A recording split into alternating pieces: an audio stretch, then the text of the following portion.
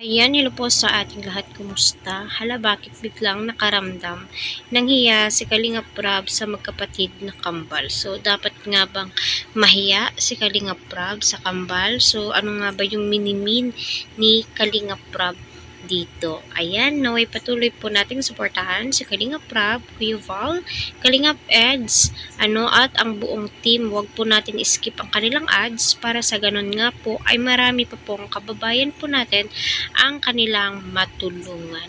So, kita naman po natin na napakaganda po ng views ng Australianong kambal sa bukid. At matutuwa ka po sa kanila dahil nga po marami po silang pinagdaanan na pagsubok until now ay lumalaban pa po sila. So, yun nga po hinahanap po nila ang kanilang tatay na Australiano. So, hope na-contact na po sila. So, kita naman po natin doon grabe po yung blessings na dumarating sa kambal ngayon at kita po natin na maaliwalas na po ang kanilang mukha. Syempre, andyan po yung pastor na naka-refer sa kanila kay Kalingap Prab at kita din po natin na napakasipag po ng magkapatid na ito, 'di ba? So lahat ng gawaing farmers ay kayang-kaya po nilang gawin. So nakakatuwa po yung mga ginagawa po nila, Biro no 'yun, no?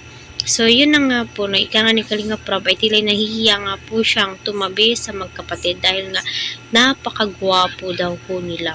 So gwapo naman din po itong si Kalingap Prab po, So iba po kasi yung beauty ng mga Amerikano, yung mga So nakakatuwang may makitang ganito na vina-vlog nila Kalingap Prab, kung ano po yung mga nagiging reactions ng mga na napapanood nga ba ito. So maraming Pilipino ang napaproud ngayon kay Kalingap Prab dahil nga po sa ginawa po niya sa magkapatid na kambal. I hope na sana yung problema po ng isang kambal ay masolve na po kasi nakakaawa naman din ho.